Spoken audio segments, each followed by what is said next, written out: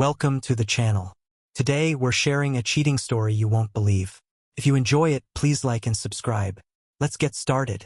My wife, Isabel, knows me so well she can always figure out where I'm planning to take her for dinner. Even though I try to surprise her, she has this amazing way of knowing exactly when I could use some extra love and care. Isabel knows all the little stories of my life, like my silly high school crushes or the letdown of missing out on a promotion I really wanted.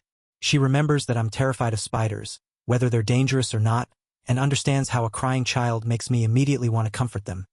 Probably because my own dad never did that for me. Everything about me, I entrust to my dear wife.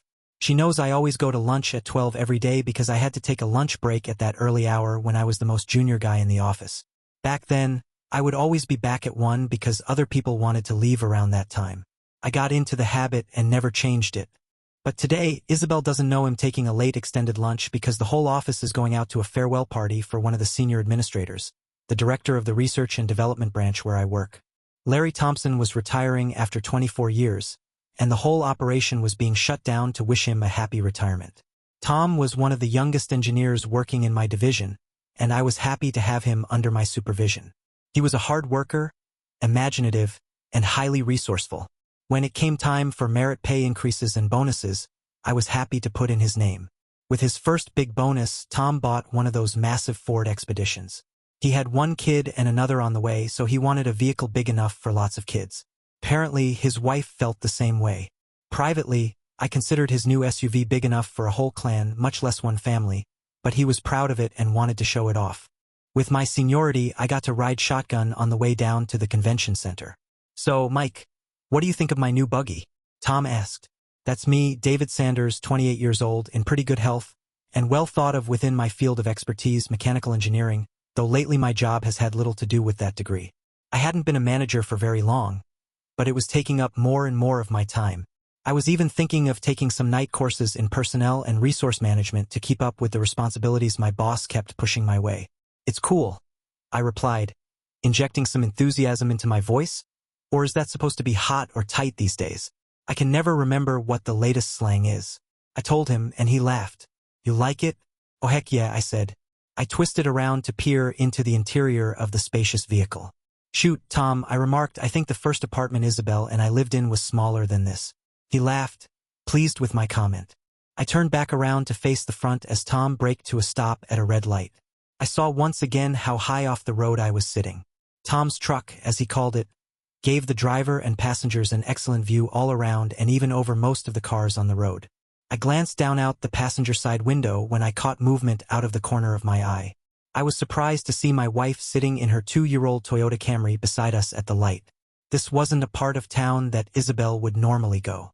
It was a long way from her office, and she rarely had to leave during the day. I was looking at the controls on the door panel, trying to figure out which one lowered the window, but it was taking too long. I started to open the door to tap on my wife's car window when I saw another movement. As I watched, a man's hand was thrust up her skirt so far his wrist and some of his forearm disappeared. I froze. My gut knotted up so badly and so quickly I was abruptly deep in pain. I felt the blood drain from my face. My fingers trembled where they rested on the door handle. I felt disoriented. Couldn't think. Couldn't move. All I could do was watch. I waited for Isabel to shove the man's hand away. Surely, this was nothing she would put up with from any man but me. I found it hard to breathe as I watched my wife spread her legs wider, accepting the intruding fingers into her skirt. The guy she was with, whoever he was, had to have 2 or 3 fingers inside her. There simply wasn't any way that length of male arm could disappear under her short skirt without his fingers being in a place I thought only I had access to. "Please no," I whispered, but no one heard. I've only passed out one time, after being struck on the head by a baseball when I was 11 years old. I was feeling the same sensations I would felt that day right now.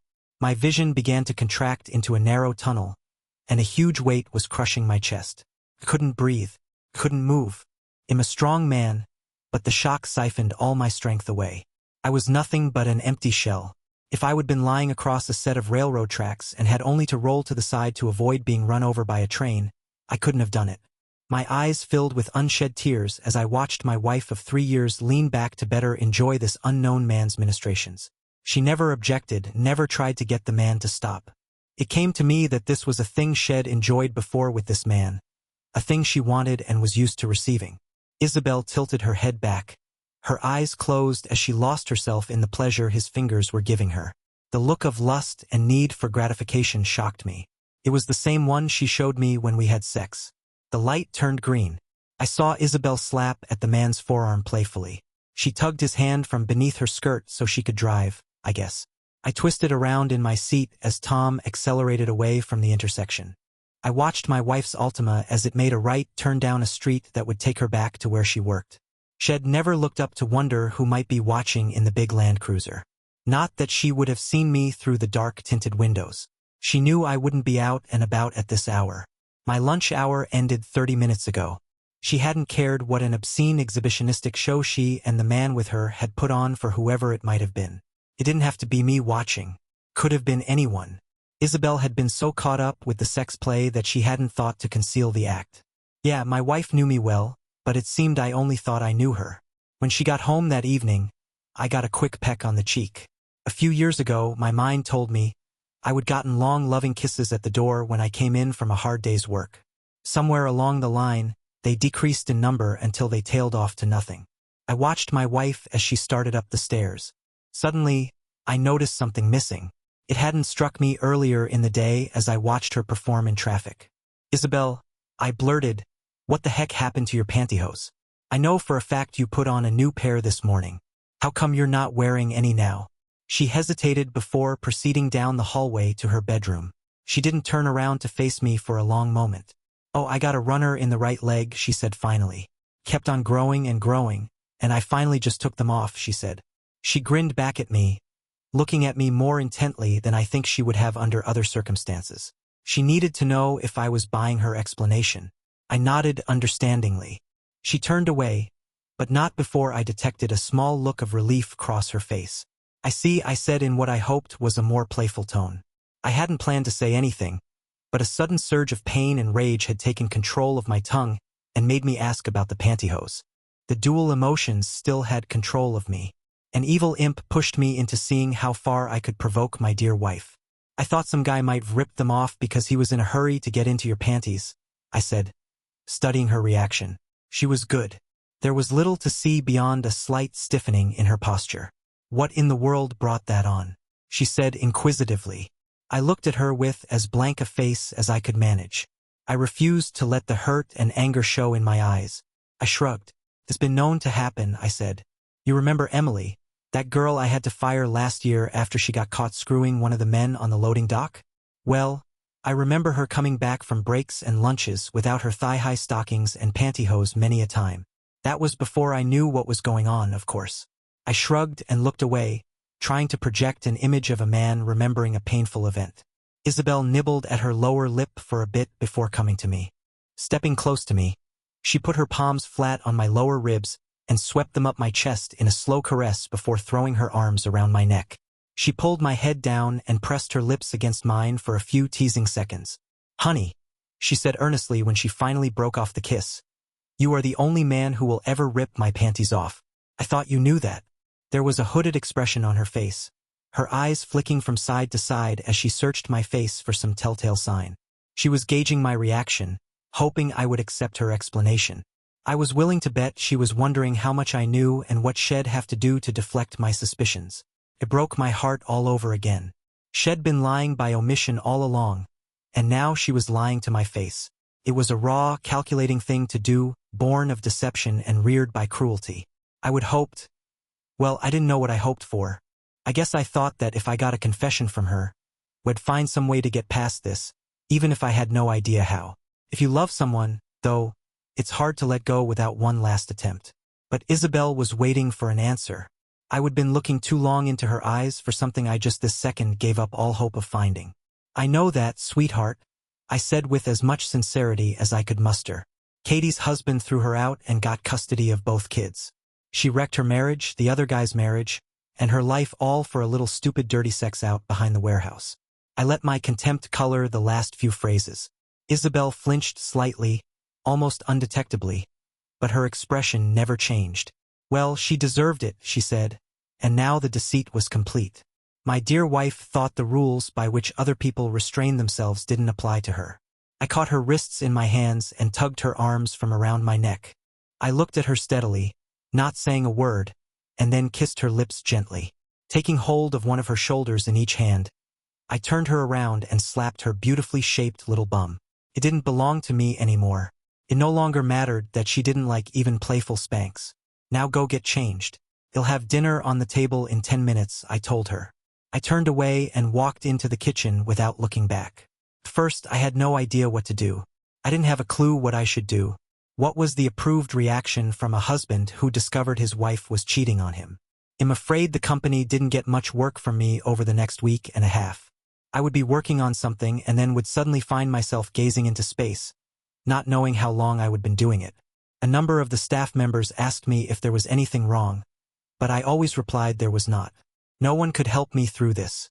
I would have to solve the riddle by myself. I was able to reason my way through a few things.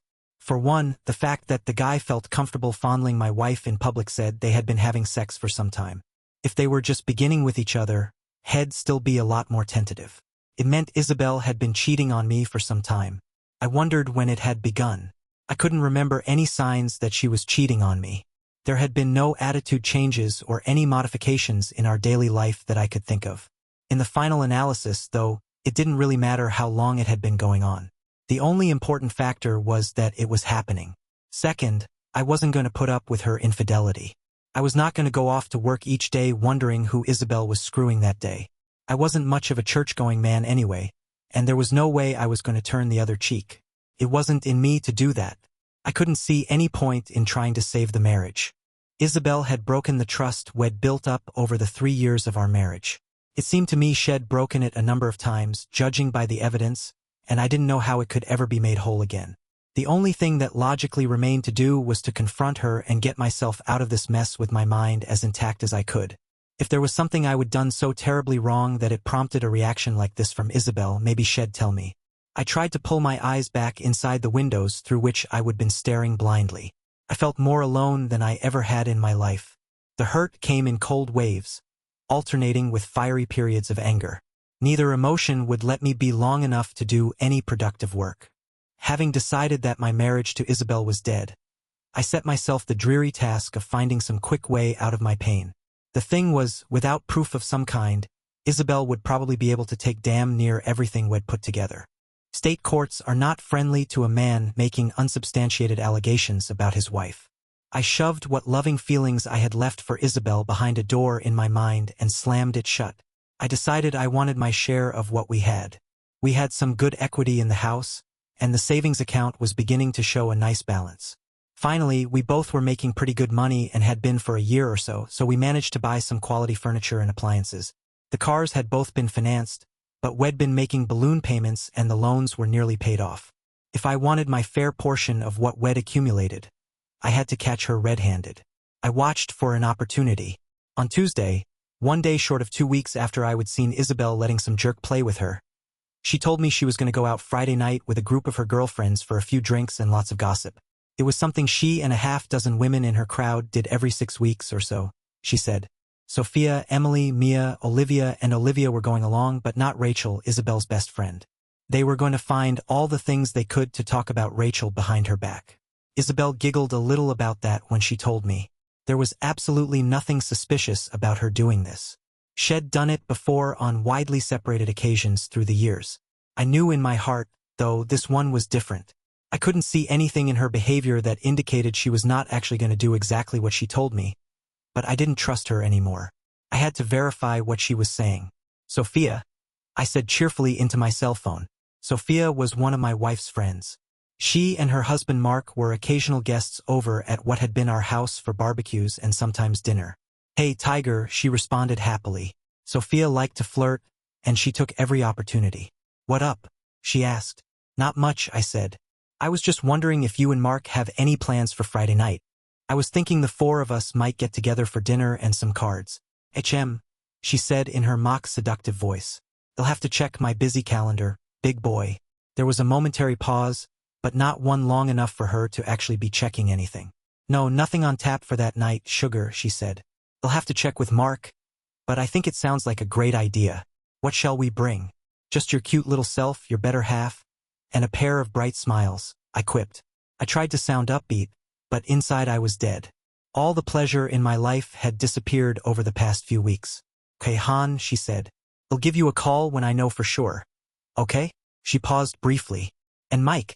Me and Mark are sure glad you and Isabel are doing so well. Sugar. I frowned into empty space as I listened. We weren't sure after the Phoenix trip that you guys would be able to get things together, you know? She said in a more serious voice than I would ever heard from her. Phoenix? I said, a little mystified. I thought at first she was aware of Isabel's fling, though I didn't have an inkling how she would have known. The trip she was referring to was one I hadn't gone on because, at the last minute, my boss had called, needing me to go to San Diego to straighten out a mess in the RD division of our parent company. Isabel, Rachel, and her husband Adam, Sophia, and Mark had gone without me, and by all accounts, everyone had come back with small winnings for once. Wait, was Sophia saying something had gone on in Phoenix? Hell, she had to be, but I needed to know more. It made me sick, but I had to know. I don't understand what you're trying to say, Sophia, I said. Even I could hear the confusion in my voice. She was silent for a long time. Oh, it's just scatterbrain old me, she said. You know how I am. Well, listen, I'll get with Mark and check if he's already got something planned for tomorrow or not. Okay? Sure, let me know, I replied. She said she would. I got off the phone as quickly as I decently could. I was afraid my voice would reveal the pain I was in. Half an hour later, Sophia called back and apologized. Mark had obligated himself to play in a poker game at a neighbor's house. Sophia was just as sorry as she could be. Maybe next time, she said. I agreed, regretting that they couldn't come. Maybe Isabel and I would just forget about the whole thing and try again at a better time. Neither of us was fooling the other. I knew two things now: something involving my wife had occurred in Miami, and Isabel was not going out with the girls tomorrow night. I had to let the former lay uninvestigated while I dealt with the latter. I've heard it said that adulterous spouses get into a mindset where they conclude they must be more intelligent than those they are cheating on, simply because they're getting away with what they're doing. They begin to believe they are cleverer than anyone else in the world because they manage to deceive their marriage partner for a time. They begin to disrespect him or her and hold their spouses in contempt. Eventually, so the story goes, cheaters start making mistakes because of overconfidence. They don't think anyone else has the smarts to catch them. I didn't know about all that. This was my first experience dealing with such a thing. But I did know that Isabel was making mistakes. If I hadn't seen her that day with that sorry guy in her car at the stoplight, I would have caught on to her activities eventually anyway. Being in public with that man was a bad mistake.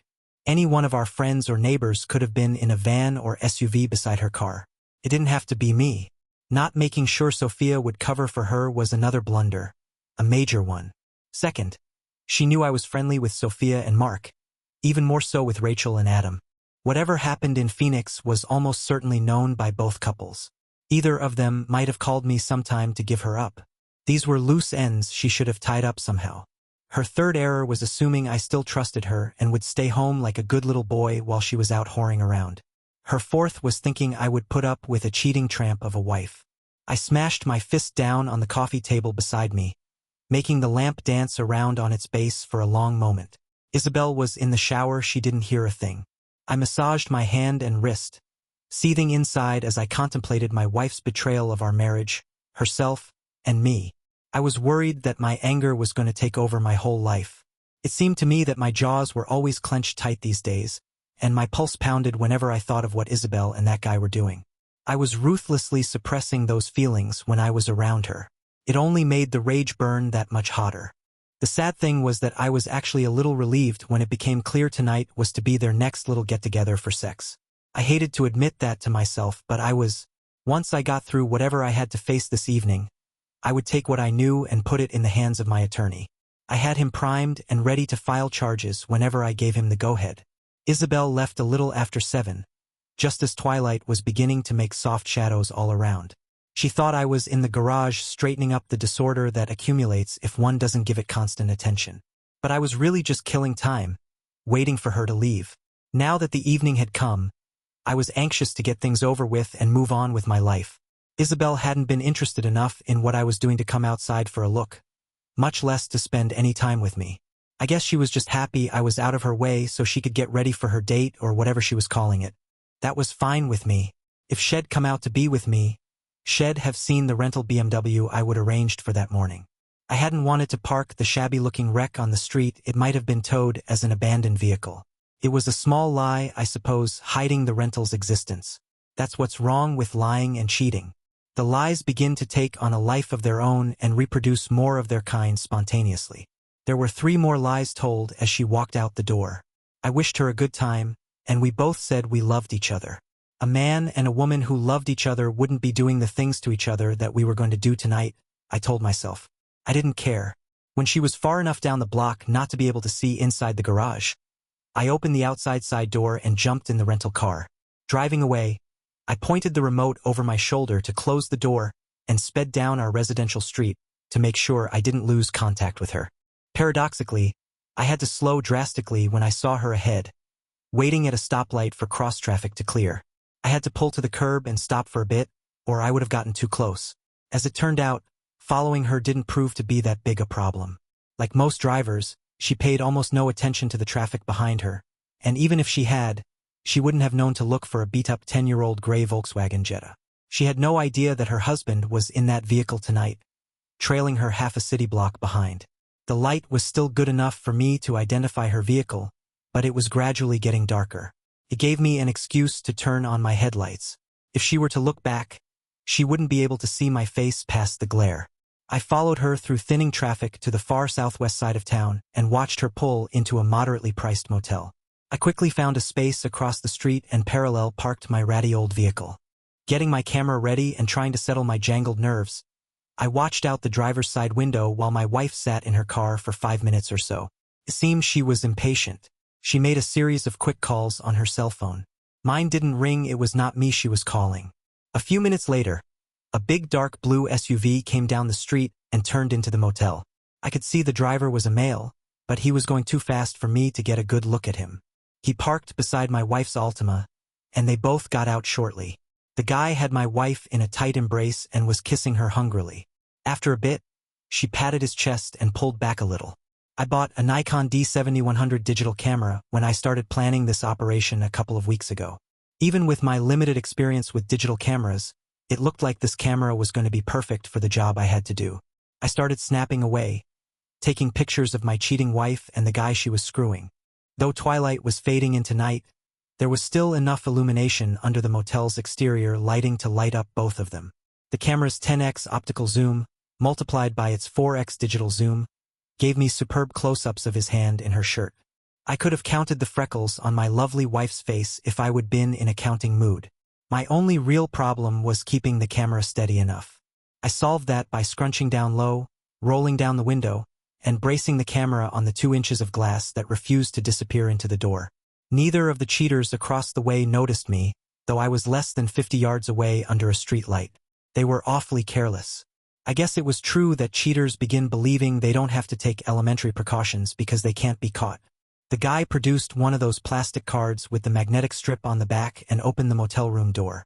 He and my wife went inside, and I settled back to wait them out. I wanted some pictures of them leaving the room to show how long they'd been inside. The camera had the ability to insert a date stamp on the face of the digital pictures, and the downloaded JPG file would show the precise date and time it was saved in the camera. I thought a computer expert would explain such things well enough so any court could understand it. Even if the judge wouldn't accept my explanation, I was sure my attorney would be able to find and hire such an expert. My stomach was churning. The bitter taste of bile was in my mouth. I was barely able to control stomach contractions that kept threatening to force partially digested bits back up my esophagus. The longer I waited, the worse it got. Abruptly, I couldn't hold it back any longer. I wrenched the car door open and spewed an ugly pool of nastiness out onto the pavement. The flood kept regenerating itself long after I thought I would brought up everything I would eaten for the last several days. After a minute or two, though, there was nothing more in my stomach. It got painful then. The dry heaves continued for another eternity before gradually dying away. I wiped my mouth on my handkerchief, rinsed my mouth out, and drank a half-liter bottle of water. Shaking with anger, humiliation, and a sense of loss so strong I could barely stand it, I stepped over the mess in the street and walked a few yards up and down the curb to see if it would help settle me down. I glanced at the room door, making sure they hadn't come out yet. I stopped in my tracks. There was only a dim glow coming through most of the drawn curtains, but at one place down low on the left side, there was a small area where the light came through more brightly. I was intrigued. I looked all around to make sure I was unobserved. Then I crossed the street and walked through the motel parking lot. From a few feet away, I could see that my dear wife and the sorry asshole who was with her had been inexcusably sloppy for two people doing something they shouldn't. They left a space a couple of inches across where the curtain had not quite been pulled closed. I glanced around again, checking to see if anyone could see what I was about to do. I decided that I really didn't care what anyone else thought, even if someone did see me. This was an opportunity to photograph these two red-handed, and I was going to take it. I hunkered down on one knee and eased the camera up to the window, aiming it through the opening in the drapes. The LCD screen on the back of the camera lit up when I pressed the power button, and I had my proof. My wife was on all fours on the bed with a short, stocky man with blonde hair getting into position behind her. He was, I guess, the kind of man women thought of as handsome. He looked to be a little younger than me, but it was hard to tell. My hands were trembling too badly for the camera to focus properly, and I had to press the lens against the window. It took some experimentation to get a good series of pics. If I let too much of a gap develop between the window and lens, the harsh brightness of the lights out here reflected off the glass and tended to wash everything out. In a minute or two, though, I had everything I needed. Inside the room, I could see the guy beginning to drill my wife. He wasn't gentle about it, but it appeared Isabel had developed a taste for a little rough sex because her face was screwed up in a mask of lust and illicit pleasure. The camera could take 6 pictures in a fast sequence, and I put it on that setting before leaving home. I pressed the shutter release button again and again. I couldn't take too much of watching them. Still badly nauseated and feeling more pain inside than I would known since my parents died, I settled back on my haunches and tried to get myself together. I drew in a ragged breath and closed my eyes tight to fight back the tears I refused to shed.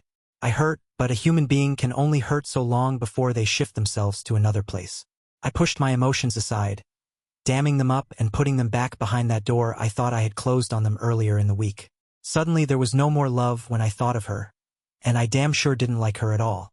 My new remoteness, my detached view, gave me the strength to get to my feet without swaying or feeling sick to my stomach.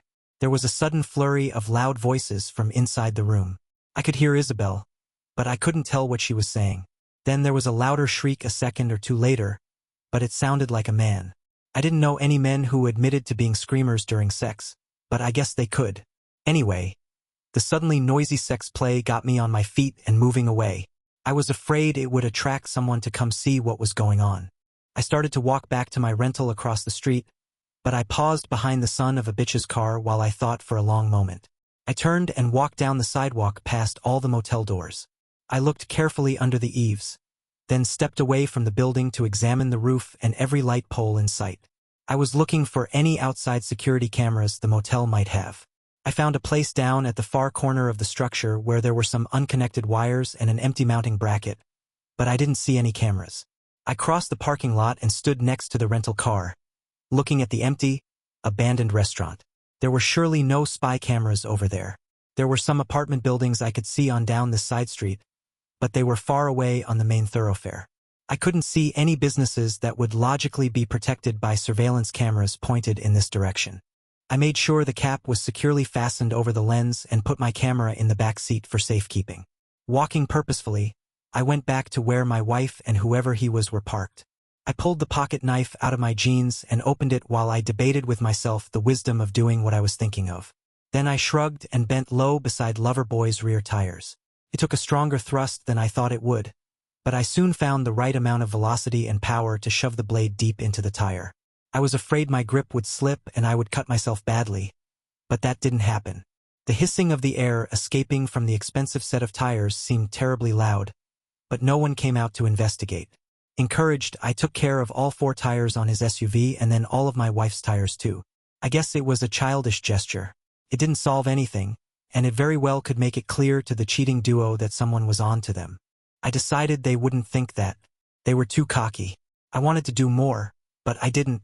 100 years ago, I could have smashed down the door and put a bullet in each of their brains, and no jury would have ever convicted me. 200 years ago, I could have challenged him to a duel and killed him in front of his friends and family. Those were acceptable ways back then for a man to salvage his honor in situations like this. But we're so much more civilized now. A cuckold has so few options open to him these days. I did what I could, feeling a little better and not in the least guilty about the damage I would done. I walked back to my rental and got in, slamming the door and not caring if anyone heard. I would take in the first steps to rid myself of a faithless wife and regain some self-respect. There was little remaining yet to do. Monday would come soon, and I would have a long talk with my lawyer. Sunday comes before Monday, though, and Saturday before that. Isabel came home well before midnight, pissed off because some asshole had slashed the tires on her car outside the club. 3 teens had been seen running away, she said. Then Shed had to wait 3 hours for the AAA folks to get there. Apparently, I would not been observed damaging the tires, and someone else was suspected. I actually had no idea whether the 3-teen story had any legitimacy, but the 3-hour wait sounded about right. I shrugged. None of it mattered in the least. I was surprised she was home that early, though. I thought she'd be out a lot later with her sex toy. If she was outside waiting for the wrecker for any time at all, it meant her tryst with the new man in her life had been a short one. Not that it made any difference. I said a few consoling words to calm her down. She got in bed and went to sleep shortly after coming in. She hadn't wanted any cuddling. I knew why. The odor of cheap motel soap on her body was strong enough to make me gag. Sunday afternoon and evening, Isabel got very affectionate and wanted me close to her. It was impossible to tell from looking at her that she'd been out screwing some other man on Friday night. She showed no sign of feeling guilty about anything at all. If anything, she was more relaxed and pleasant than she'd been in months. That, I had read, was one of the classic signs of cheating. Whether they showed it or not, they usually felt some degree of guilt and would try to make it up to their dishonored spouse. I had talked to my attorney earlier today while Isabel was fixing lunch. Head said to call him at home if I needed to. He was all set, he said. All he needed was my signature on the paperwork, and Head file them at the courthouse before noon tomorrow. The pictures were bargaining chips if Isabel contested the divorce. Tomorrow afternoon I was going to be a free man, in a sense. The divorce wouldn't actually be final for 4 months, but I would be separated from the woman who'd brought me so much pain. That night, Isabel put on a black lace nightgown she knew I liked and glided seductively across the carpet to where I sat on the bed. I didn't want her, not after I would seen what I had on Friday night. I was trying to come up with an excuse not to have anything to do with her tonight. I was sick to my stomach again just at the thought of touching her. I sat on the bed and tried to look uninterested. She stayed with it, though, the very image of a loving wife who wanted some loving from her husband. She moved close to me even though I didn't want to, even though I could barely bring myself to be civil to her. Her caresses were beginning to have a visible effect on me. She smirked, knowing the power she had over me. Pissed me off. Abruptly, I changed my mind. Without any thought at all, much less careful consideration of the consequences. I knew I was going to give my dear deceitful young wife the sex she wanted and more. It would be one last sex session before we separated forever. If I were rational at that moment, I would have known what I was going to try to do to her was rooted in my own humiliation. There was perhaps some arrogance mixed in also, but at the moment all I wanted to do was exact a small measure of vengeance for the disgrace that this woman had heaped on me. Carefully, I built up an image in my mind of a street hooker. I envisioned a tramp who deserved no consideration and who was nothing more than a receptacle for me to use and discard. I would use her as I pleased when I was ready. But my revenge was going to be a little more subtle than that. If it worked, she wouldn't even understand it as retribution for a long time. I let Isabel's face blend into the faceless features of the tramp I had just constructed. Having dehumanized Isabel sufficiently enough for my purposes, I was ready. I stood up and pulled her close. I was wild and wanted my pleasure. I did the same. She was exhausted by the time I was done with her. When her body relaxed, I let her lay there unmolested. Exhausted myself, I stretched my body out on the bed beside my wife. Our only contact was my fingers around her wrist. After a while, Isabel rolled over and cuddled against me, putting her head on my shoulder. "Oh God, honey," she breathed into my chest. "If only you'd—" Her voice faded away before completing whatever she'd been about to say. I didn't care anymore. I didn't ask her what she meant. "All you had to do was be here with me," I answered. I trusted it was enigmatic enough for her to remember tomorrow. She stirred a little, nodding her head as if in reply to what I would said, and then she slipped quickly into a deep sleep. I got up and took a long, very hot shower. When I finished, I walked down the hall to the guest room and lay down on the bed. Isabel had not moved when I walked past her bedroom door now. I doubt she knew I wasn't there. She was sleeping on the wet spot, something that she did not like. She would be irritated when she woke up the next morning. I didn't sleep much the rest of the night. I knew what the coming day would bring, and I dreaded it even as I welcomed it, knowing it would bring me release from the demons that had haunted me for the last month. The next morning, I was dressed and gone before Isabel woke up. I didn't doubt she was upset by my unexplained absence, but I had no desire to be around her. It was too painful. 3 hours after she left, I was back at the house with a U-Haul truck. I would already delivered the camera to my attorney's office, and one of his assistants had printed 2 copies of everything. The sympathy the young woman felt when she brought them back into the inner office was evident in her eyes. I appreciated it, I guess, but I was suspicious there might have been some pity there too. I didn't want pity. At home again, and after a couple of cups of coffee, I got busy packing up my clothing and the few personal possessions I had brought to the marriage. There were even fewer items we bought together that I wanted to keep. While one of my original goals had been to salvage some of the furniture for my own use, I found I didn't want anything more than the DVD player, a 25-inch TV, and a few music CDs. Nothing else caught my eye. I made a backup of everything on the computer, opened the case, and disconnected the backup hard drive. I put it in my briefcase. I would buy another computer somewhere to put it in. Before I left, I scattered a dozen prints of the pictures I would taken last Friday night on the top of her dresser. I used the computer one final time to print my darling wife a short note in the biggest font I could use and still fit the whole text on the page. Enjoy the memories of last night. Dear, they're the last you'll have of me. This was the second childish thing I would done in the last 4 days and didn't get any good feelings from this one in the cold light of morning, as it were. But I would worked hard last night for the opportunity to say this to her, and I wasn't going to back down now. Taping the message to the mirror, I turned around and left what had been our bedroom, down the hall and out the garage door. I didn't bother locking the place up. It was no longer my responsibility. I thought once divorce papers had been served on Isabel, our attorneys would talk and work out the division of our property and other assets. Then I figured we'd sign the paperwork, go before the judge, and it would all be over with. Silly me. It seemed discussions between attorneys was necessarily a long, drawn-out process that became negotiations about the most inconsequential of things. For instance, I know the lawyers spent one whole lunch hurry paid for it, on the question of whether I should return the TV I had taken with me or did it constitute my share of the electronic equipment in the house. Who gave a flying? Well, anyway, it was taking forever. What it finally all boiled down to was that the house and all the furnishings were to be sold, and the proceeds divided equally, after the lawyers got their share, of course. Isabel and I would identify any furniture or other things in the home that we particularly wanted, and if the other didn't protest, that item was theirs up to a total value of $6,000. I didn't care. I would already made my selection. I told my attorney just to get on with it. A few weeks after the petition for divorce was filed, but before our first court date, I went over to Adam and Rachel's house to see if I could get some answers to the question of how this whole thing started. Rachel had been Isabel's best friend in college, and I would known Adam slightly over the past few years.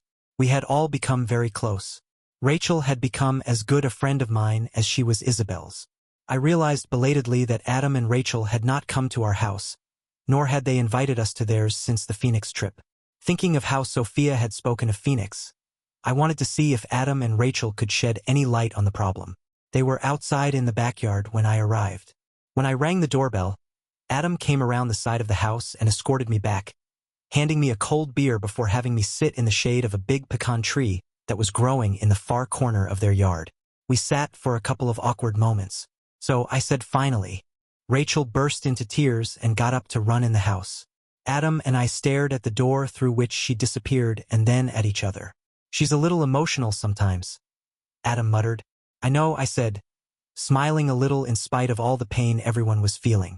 Rachel was upfront in everything she did, and I loved her for it.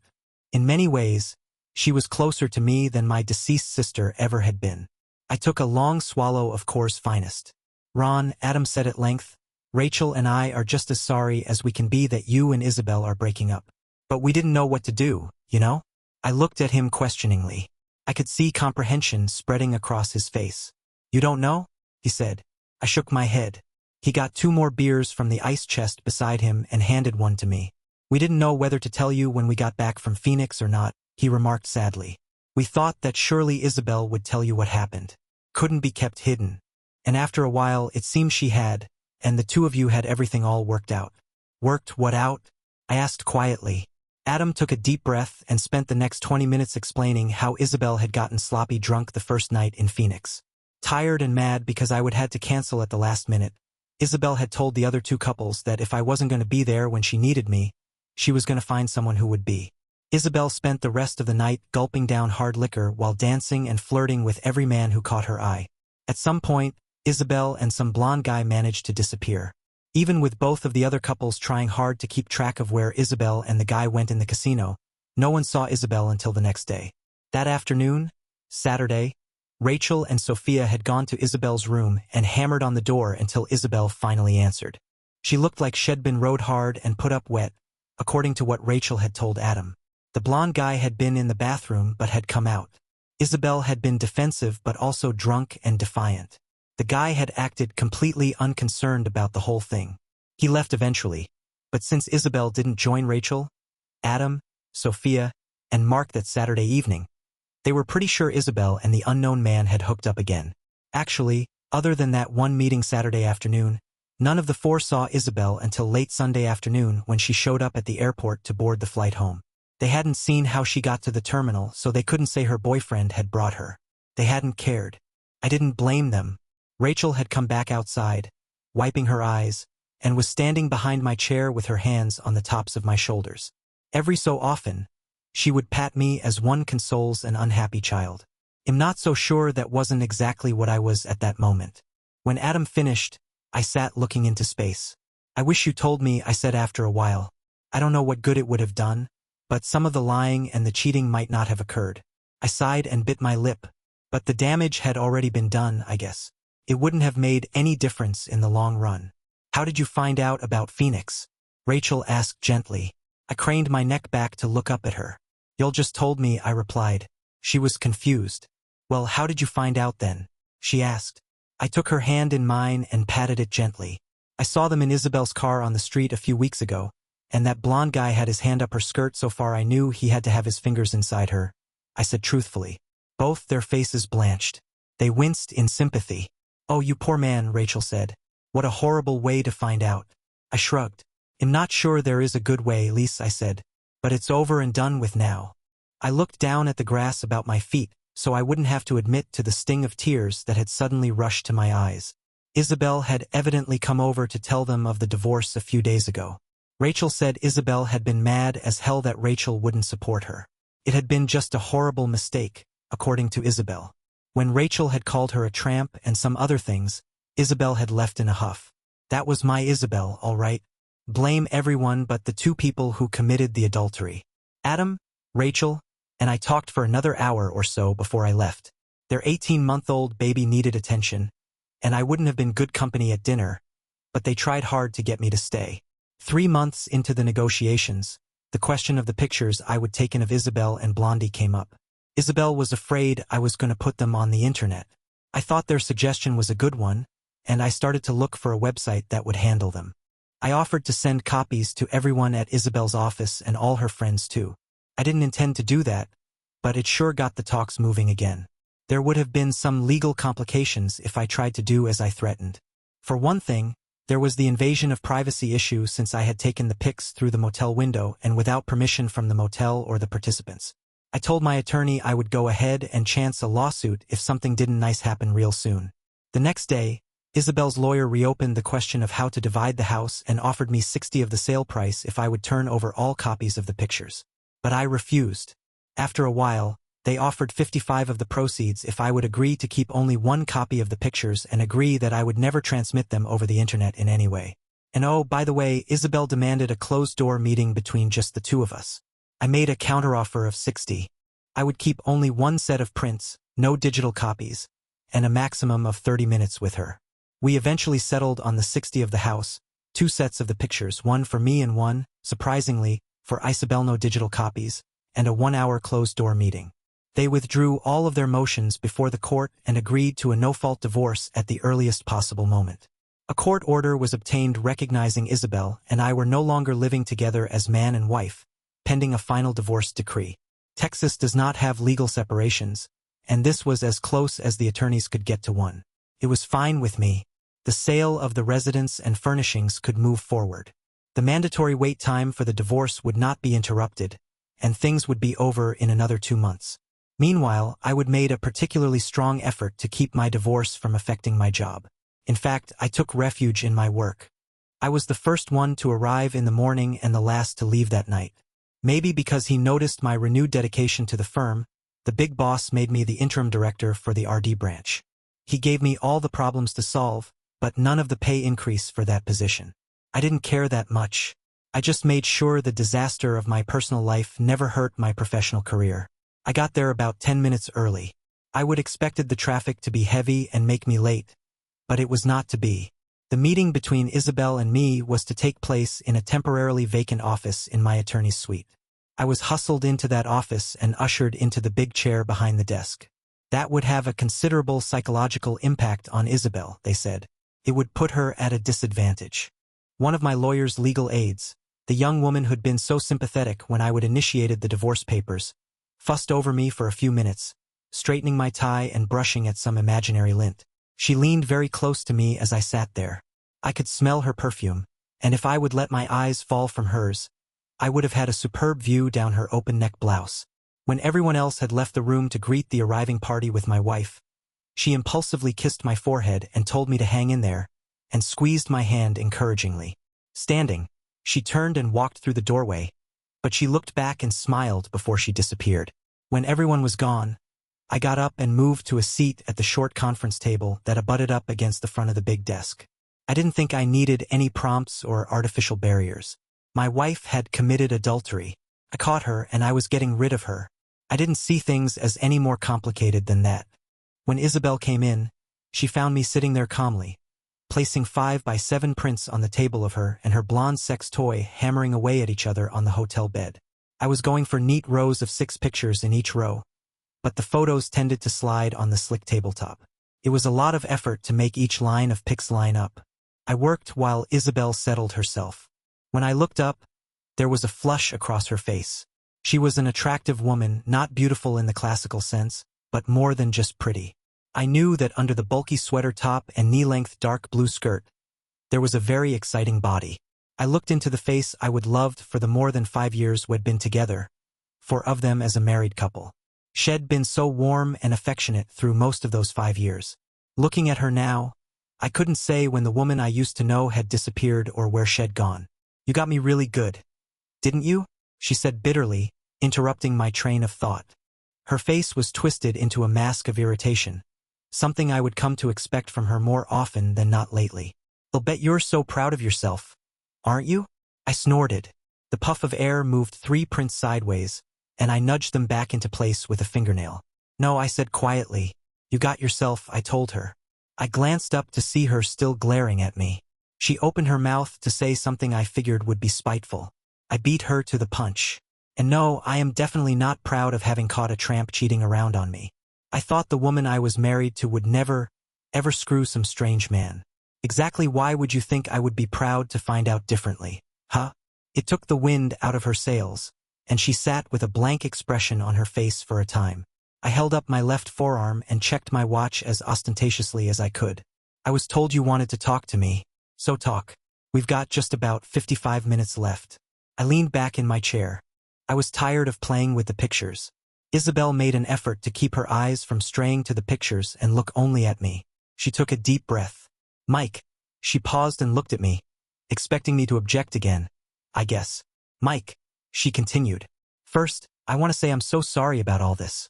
I never meant to hurt you. You've got to believe that." "I don't have to believe any such thing," I retorted. "What the hell would make you think you could cheat around behind my back and not have it hurt me?" She looked at me for a long moment. "I never meant for you to find out," she said in a low voice. "And if you hadn't found out, you wouldn't have been hurt." I snorted again, disbelievingly. "What, no harm, no foul, Isabel? Either you are pretty damn stupid or you think I am. From what our friends are telling me, you were dry humping this guy on the dance floor and in the casino. You went off somewhere they couldn't find you and didn't manage to corner you until the next afternoon. Sex toy was there in your room with you, and you didn't even try to hide it. Just how the hell did you think you were going to keep me from finding out eventually? She sat looking at me without saying anything for a bit. Then why didn't you stop me? She asked sharply. What? I said. I wasn't there, Isabel. She shook her head. When we came back. Why didn't you say something? Why didn't you stop me from seeing him again? She was getting worked up, but I couldn't understand what she was talking about. Why didn't you fight for me? You were supposed to love me, she blurted. I shook my head in confusion. This was hard enough without her talking in riddles. Isabel, I said wearily. I didn't know what you were doing. How could I stop you? Read your mind? Then it struck me. Oh, Isabel, Rachel and Adam didn't tell me about Phoenix until I would already caught you with your sex toy. She winced at my repeated description of the blonde guy, but I wasn't in any mood to be gentle. You want to know how I caught you? I asked challengingly. She nodded. There was a small tear at the corner of her left eye. I saw you in sex toy while I was sitting in a van at a stoplight, I said shortly. He had his hands so far up your skirt. I'm surprised his fingers weren't coming out of your mouth, I told her. Her posture changed from one that had been aggressive. She slumped into one of despair and pain. I waited. I would said my piece. I am so sorry you saw that, Mike, she said finally. I'm sorry I let him do it. I'm sorry all of this happened. You sure didn't look like you were sorry that day, I told her. In fact, you looked like you were having a ball. No pun intended. She cringed in her seat before straightening up. I came here to be honest with you and am going to do it, she said. I was enjoying it, she said. God help me, I was. But no more than I would have if it were your fingers in there or a dildo, Mike, she said. But they weren't your fingers, Isabel, I said softly. It wasn't a dildo, and they sure as hell weren't my fingers. They were his, and his had no damn business being there. I slammed my hand down on the polished tabletop, my open palm making a loud smacking thud echo off the law books and the shelves all around. I had an exclusive rights contract with you, Isabel, I said. It's called a marriage. No one else in this whole world had any right to put his hands down there except me. Damn it to hell. I sat back, trembling with anger. I fought to keep my temper from exploding. The 24 pictures on the table had all skittered across the surface of the table. To occupy my hands and mind, I began picking them up and placing them in a neat stack in front of me. I'm sorry, Mike, she said after a while. You're right. I should not have done anything with that man. I know that. I don't have any excuses at all. For the first time today, I agree with you, I said, cutting off whatever she was going to say. Yeah, she said. I know. She took a deep breath. Mike, would it make any difference if I told you that the night you took all these pictures, I told him I wasn't going to see him anymore? I glanced up from my pile of photos. She held my eyes with her own. I shrugged. No, not a hell of a lot, I said evenly. She was startled. She thought she had something important to throw into the mix. Isabel, you cheated on me in Miami right in front of our friends. When you came home, you didn't come to me and tell me about it. And then you drilled him 3, 4, 5, a dozen times more here in our town. You didn't stop when you came home. What's that saying? What goes on in Phoenix stays in Phoenix. Boy, that sure didn't apply to you, did it? Not one damn bit. Hell, you were like that Energizer bunny, you just kept going and going and going. You know what, Isabel? I've been told cheating gets easier every time you do it. Apparently, it is. You sure didn't seem to have any trouble finding places and times to drill your blonde guy. I doubt you would have ever stopped if I hadn't nailed you with some really good pictures and then filed for divorce. You tell me you weren't going to see him anymore, but to put it bluntly, I don't believe you, I told her emphatically. I think you're lying through your teeth. It's true, she snapped. Right after we went into the room, I told him this would be our last time. I would already decided to stop seeing him.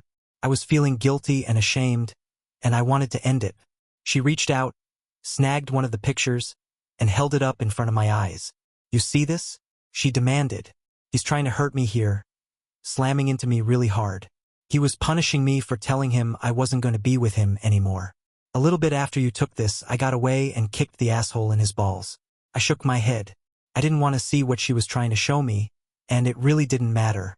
It looks to me like you're getting a little rough sex there, and you were liking it, I said. I held up my hand to stop her from saying something.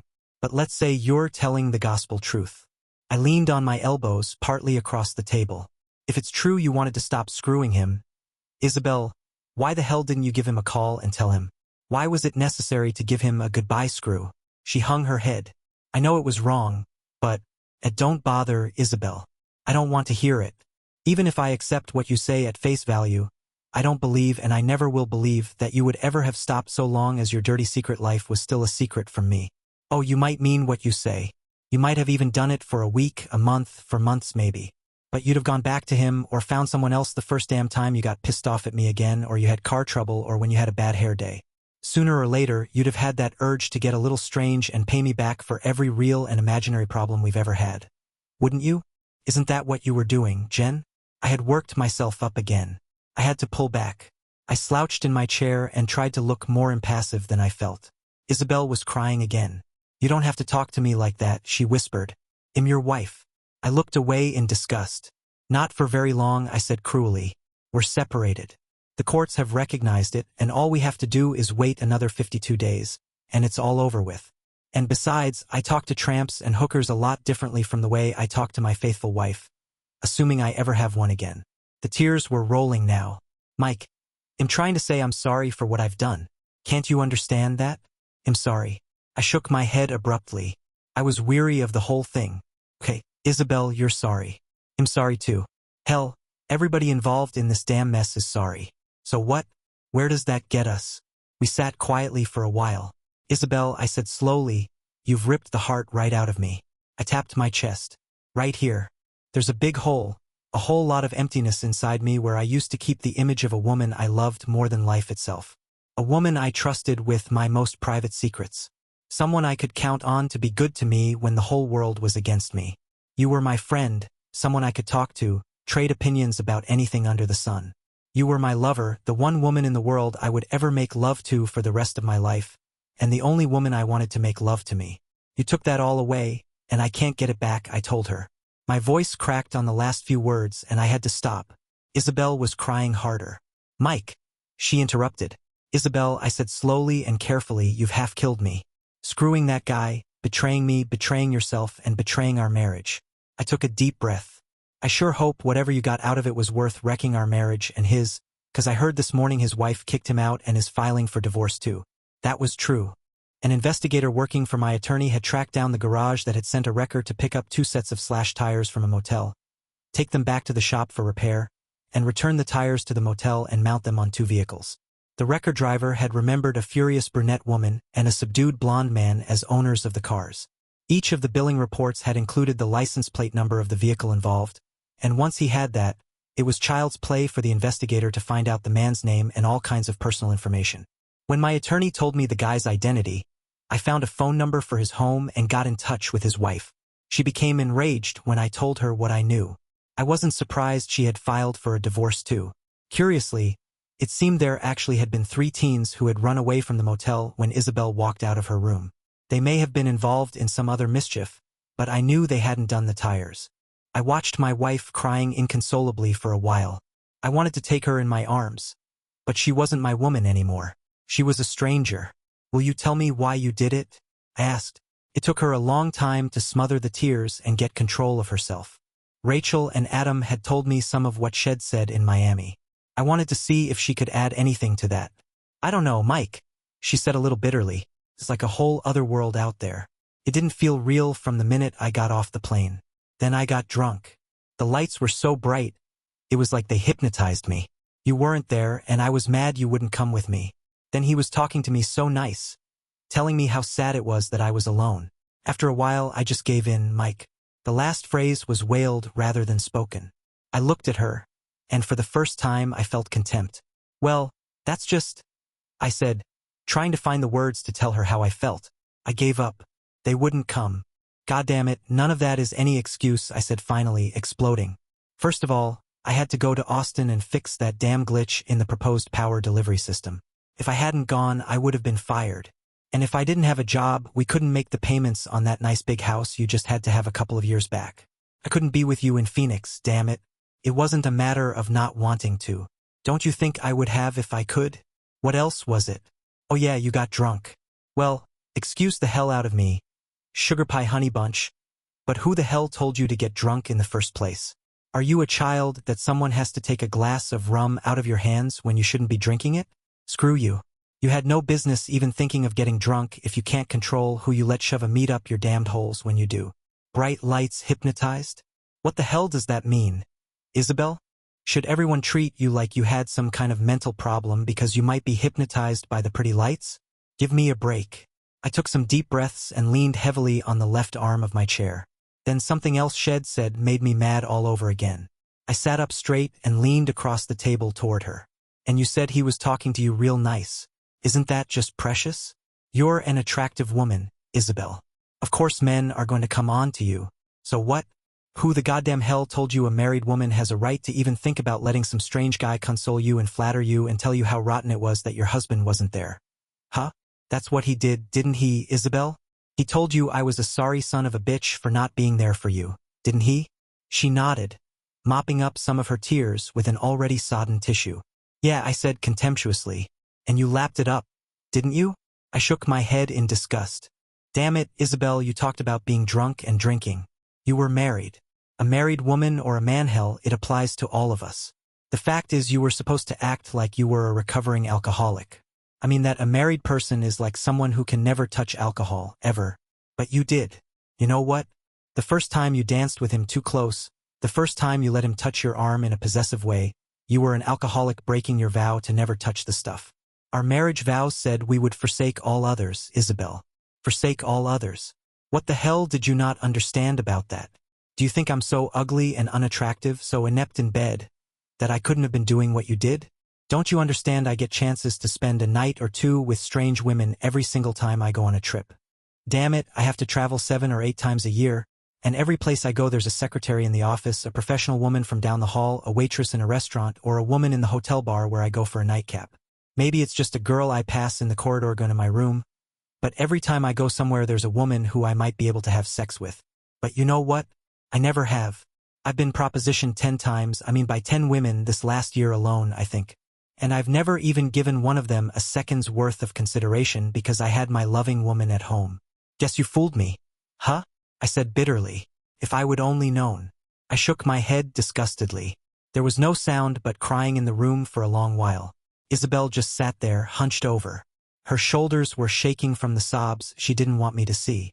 I didn't know why Isabel had wanted to talk to me, but it was me doing most of the talking. I started up again, breaking the long silence.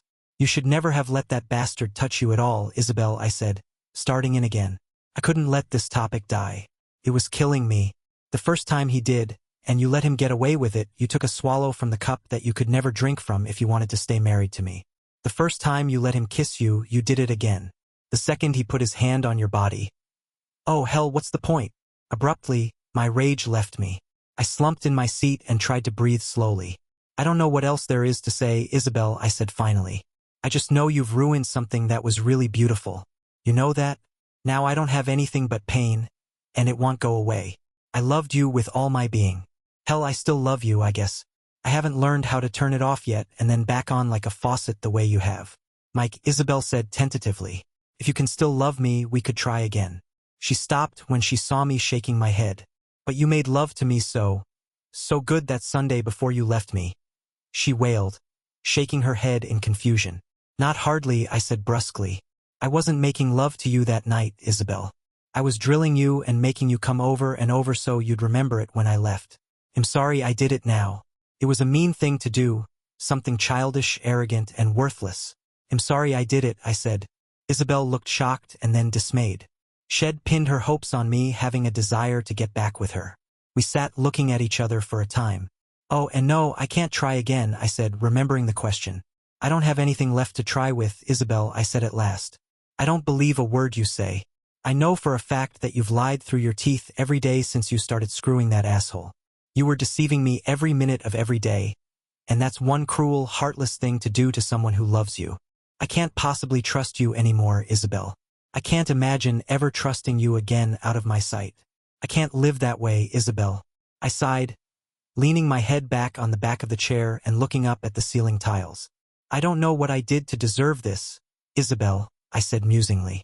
Based on that last night of sex we had together, I seem to be able to satisfy you sexually. If I can't, you're one hell of an actress. I never saw so many fake orgasms all strung together that night if that's what you were doing. I was quiet for a bit, trying to get it all straight in my mind. You know, Isabel, I know I'm not perfect. I don't always see when you're unhappy about something. Sometimes I don't pick up on your signals quick enough. I know there are times you want to talk to me, and am wrapped up in something else and I don't understand. There are times I don't have a clue what it is you want me to do, and I've never learned how to talk to you when you're mad. But right off the top of my head, I've never shut myself off from you. I try to be considerate, even if I don't succeed all the time. Hell, I only watch one football game a week on TV just to make room for a little extra time with you on weekends. I take you out when we can afford it. I bring you flowers or a little something every so often. I guess I don't do everything I could, but I try. I guess there are a lot of times I'm not the man I would like to be. But what the goddamn hell did I ever do to you to make you do something like this? Nothing. Nothing at all, Mike, Isabel said in a rush. It was just me, all right? I did something incredibly mean and stupid and spiteful, and I'm sorry for having hurt you. I'm so ashamed, and I feel so unclean that I did those things with him, Mike. I feel guilty all the time now. I wish so bad that I could go back and stop myself. But I can't, Mike. I can't push some undo button and make it all go away. I wish I could. She was quiet. I guess she was all cried out for the time being. I can't keep from wondering, Isabel, I said in a voice barely above a whisper. When did you make the decision that you could have sex with him and it would be all right? And how did you make a decision like that, huh? What made it okay in your mind to use sex with someone else to solve a problem you had with me, huh? I never made a decision to do any of that, Mike, she said in the same voice. If I had been making decisions, I wouldn't have made this bad a mistake. It just happened. I didn't want it. I didn't go looking for it, she said. That did it. I would had enough. I straightened up in my chair and started gathering the pictures together and patting them into a neat stack. I was fed up with all the excuses. No, it didn't just happen, I said briskly. Come on. Isabel, you weren't just walking through the casino that night and suddenly found a strange man sticking out of your holes. No, sir. That's not what happened. You let this happen. Hell, Isabel, let's be frank here, you made it happen. After you got back home. And by the way, you damn sure did want it, and you most emphatically did go looking for it, at least here in the town we live in. Even if I believe you when you say you didn't in Phoenix. Take a little responsibility for this, Isabel. This wasn't a lightning bolt coming out of a clear sky. You did it. You liked it. And you kept on doing it. Period. She just looked at me. She was in shock, I guess. And it wasn't a mistake either, I added. A mistake is when you reach for a can of tomato soup on a supermarket shelf and you come away with mushroom instead. Hell, this is more like the mother of all catastrophes, and I guess that's just the way it's gonna have to be, Isabel, I told her. I can't live with a woman I can't trust. They don't have chastity belts anymore, and I wouldn't lock you in one if they did. If I have to worry every time I leave your side that you're gonna be screwing some guy when I'm out of sight, well, I would rather just get out of the situation. They'll leave you to every Tom, Dick, or Harry you want to screw, or do all three of them at one time for all I care. I put the pictures in my inside jacket pocket and stood up. I don't have anything else to say, Isabel, and the time we agreed to talk is almost over. Do you have anything you need to say to me? She stood and looked me in the eye across the table. Just one thing, Mike, and then you can go if that's what you want. I just thought I could explain to you what happened and see if we might find a way through this. I snatched one of the pictures from my coat pocket. I held it by one corner and showed it to her. Isabel, I don't need an explanation. This is it. This is what happened. This one photograph tells me everything I need to know. If it didn't, what Adam and Rachel told me would have done the job. Sooner or later. I don't understand where you're coming from. Don't you get it? When you went up to your room in Miami with that man and closed the hotel door behind you, you shut me out of your life. You killed the marriage with just that one act. All the rest of it is just piled on top of more. There is nothing you can explain away. The facts are the facts, and nothing on God's green earth is going to change them. I don't know what else I can say. Well, how about if I say there is no explanation that will change a damn thing? Does that make it any clearer? She seemed to summon some last bit of courage. In the process, she completely ignored what I just said. I guess she surely didn't comment on it. Mike, I love you, and I will always love you. I want you to remember that, she said. I've been selfish, petty. I've screwed things up bad. But I won't ever stop loving you. Can you understand that, Mike? I nodded. I shrugged. I didn't doubt she thought she did, standing with me in this room and at this moment. But it was an awfully one-dimensional, self-serving love if it was flexible enough to let her do what she'd done. I pulled my jacket into a better fit across my shoulders and turned away from the woman who had been my wife. Mike, I'm sorry. Yeah, I know, I muttered, not looking at her. I didn't say anything else, and neither did she. Isabel didn't try to touch me as I walked out the door. I was glad because I knew whatever she felt for me deep inside, locked away in a vault I would never open again. I still loved her as much as the day I would married her. Love couldn't overcome this. She dishonored our marriage and me. There was nothing left to salvage, and it was best left behind. I shut the door behind me, closing it firmly but without making an echo boom down the corridor. 7 months later, I was free. I still work at the same place. Isabel left town. She moved to a different city.